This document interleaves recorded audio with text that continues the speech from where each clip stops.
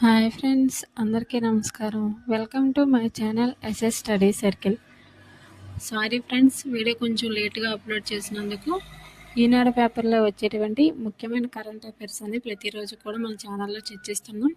దానిలో భాగంగా 2026 జనవరి 4వ తారీఖు సంబంధించి ముఖ్యమైన కరెంట్ అఫైర్స్ అయితే చూద్దాం. అందులో మొదటి అంశం వచ్చి దక్షిణ యమాన్కు ప్రత్యేక రాజ్యాంగం. దీని గురించి చూద్దాం. అరబ్ జగత్తులో అతిపేద దేశము యమన్.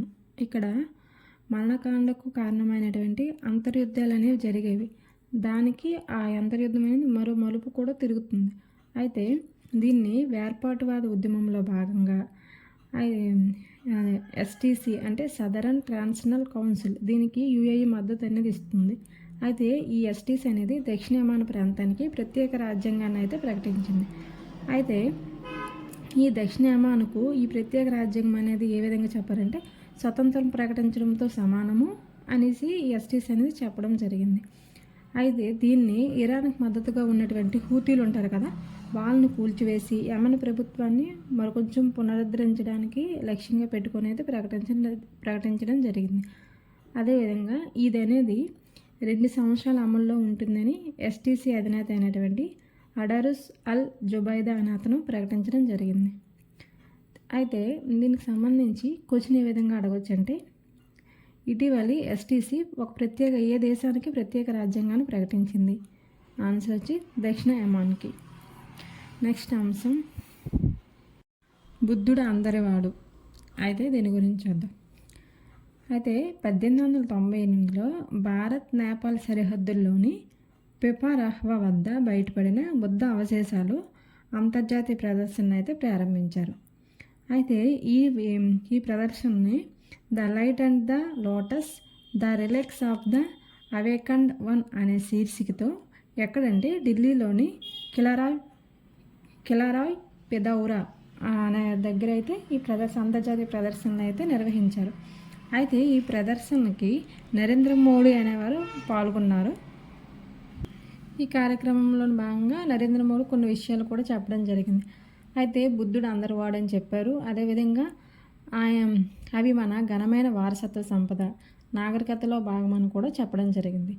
అదేవిధంగా బుద్ధ భగవానుడు వివేకము, ఆయన చూపిన మార్గం యావత్ ప్రపంచానికి కూడా చెందుతుందని కూడా ఈ కార్యక్రమంలో భాగంగా చెప్పడం జరిగింది. అదేవిధంగా భారతదేశం కేవలం బౌద్ధ అవశేషాల సంరక్షకురాలే కాదు, బౌద్ధ సంస్కృతిని సజీవంగా ముందుకు తీసుకెళ్లేందుకు బాధ్యత నిర్వహిస్తుందని కూడా ఈ కార్యక్రమంలో భాగంగా నరేంద్ర మోడీ అయితే ప్రకటించడం జరిగింది.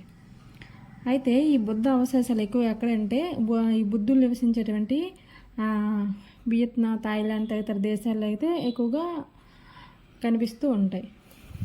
నెక్స్ట్ అంశం వచ్చి ప్రభుత్వ పాఠశాలలో వార్తాపత్రిక పఠనం తప్పనిసరి. అయితే దీని గురించి వారం క్రితం కూడా మనం ఒకసారి డిస్కస్ చేసాం. ఉత్తరప్రదేశ్ రాష్ట్ర ప్రభుత్వం అయితే ఇటువంటి నిర్ణయాన్ని తీసుకుంది. అదేవిధంగా ఇప్పుడు వచ్చి రాజస్థాన్ ప్రభుత్వం కూడా ప్రభుత్వ పాఠశాలలో వార్తాపత్రిక పఠనాన్ని తప్పనిసరి చేయాలంటూ నిర్ణయం అయితే తీసుకుంది. ఎందుకోసం అంటే విద్యార్థులకు లోక జ్ఞానాన్ని పెంచడం కోసమే లక్ష్యంగా ప్రభుత్వం అయితే ఈ నిర్ణయం అయితే తీసుకుంది. అయితే చెప్పాం కదా, ఉత్తరప్రదేశ్ రాష్ట్ర ప్రభుత్వం అదే నిర్ణయం తీసుకుంది. ఇప్పుడు వచ్చి రాజస్థాన్ ప్రభుత్వం కూడా ఇదే నిర్ణయాన్ని అయితే తీసుకుంది. అయితే దీనికి సంబంధించి మనకు క్వశ్చన్ అడగవచ్చు, ఇటీవలి ఏ రాష్ట్ర ప్రభుత్వాలు ప్రభుత్వ పాఠశాలలో వార్తాపత్రిక పఠనాన్ని తప్పనిసరి చేశాయి? ఆన్సర్ వచ్చి ఉత్తరప్రదేశ్ ఒకటి, రాజస్థాన్ ఒకటి. నెక్స్ట్ అంశం వచ్చి ప్రపంచ తెలుగు మహాసభలు. అయితే దీని గురించి చూద్దాం. ఈ ప్రపంచ తెలుగు మహాసభలు అనేవి ఎక్కడంటే గుంటూరులో నిర్వహిస్తున్నారు. అయితే ఈ కార్యక్రమానికి భారత్ పర్యటనలో భాగంగా మారిషస్ అధ్యక్షుడు అనేవారు ఎవరు, ధరంబీర్ గోకుల్ అనే అతను అయితే భారతదేశానికి వచ్చారు. ఈ ధరంబీర్ గోకుల్ అనే ఇతను ప్రపంచ తెలుగు మహాసభలు గుంటూరులో నిర్వహిస్తున్నారు. ఆ కార్యక్రమానికి అయితే ఇతను హాజరు కావడం జరిగింది. అయితే దీనికి సంబంధించి క్వశ్చన్ ఏ విధంగా అడగవచ్చు అంటే, ఇటీవలి ప్రపంచ తెలుగు మహాసభలు అనేవి జరిగాయి. ఈ సభలకు గాను మారిషస్ అధ్యక్షుడు అనేవారు హాజరయ్యారు. అతని పేరు ఏంటని కూడా అడగచ్చు, ధరంబీర్ గోకుల్. చూశారు కదా ఫ్రెండ్స్, 2026 జనవరి 4వ తారీఖు సంబంధించినటువంటి ముఖ్యమైన కరెంట్ అఫైర్స్ అయితే చర్చించాం.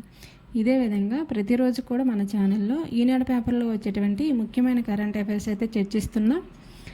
Please support my channel. అదేవిధంగా మన ఛానల్ సబ్స్క్రైబ్ చేయండి, లైక్ చేయండి. మీ ఫ్రెండ్స్ ఎవరైనా ఉంటే ఈ వీడియోని అయితే వాళ్ళకి షేర్ చేయండి.